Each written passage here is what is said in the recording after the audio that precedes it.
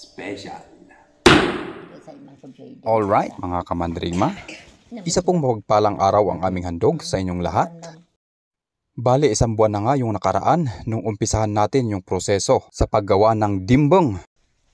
Isang klase ng wine na gawa sa bigas, balatinaw. Meron pa tayong stock, pero itong bago ang pagtuunan natin ng pansin. Wow! Ito yung wine na 32 anyos.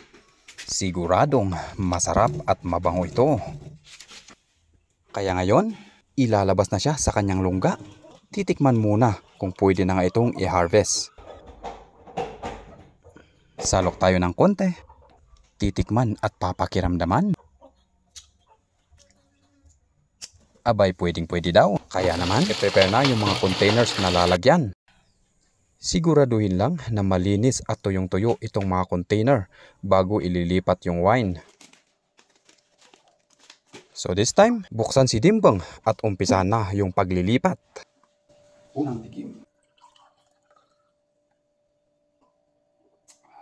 Special talaga. Kaya ayon, sumalok lang tayo ng sumalok habang meron pa tayong pwedeng salukin.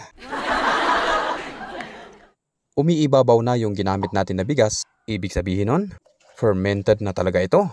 I-separate lang yan. Nung kabataan pa namin, pinuhugasan muna bago lalagyan ng asukal para nga naman hindi kami malasing. At masarap nga siya. Lalo nung panahon namin, walang mga chicherya na nabibili sa mga kabundukan. Kaya pag meron itong tinatawag naming bulad o sinaig, abay, tuwang-tuwa na talaga kami niyan. What? O yan na yung kanyang juice at ililipat na natin una sa 4x4.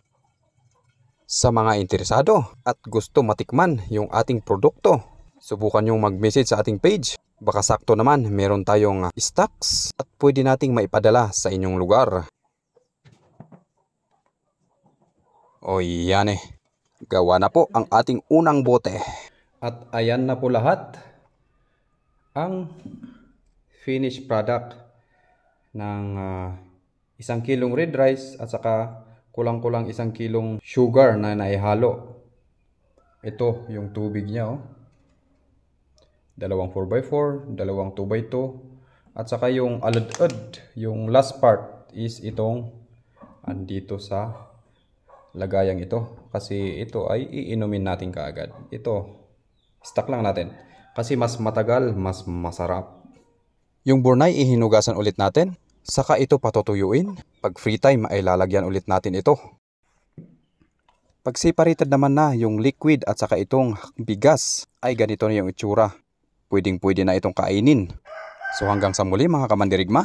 Sana ay suportahan nyo ang ating Facebook page sa panood, pag-follow at pag-share nito. Mabuhay po at ingat po tayong lahat. Alright.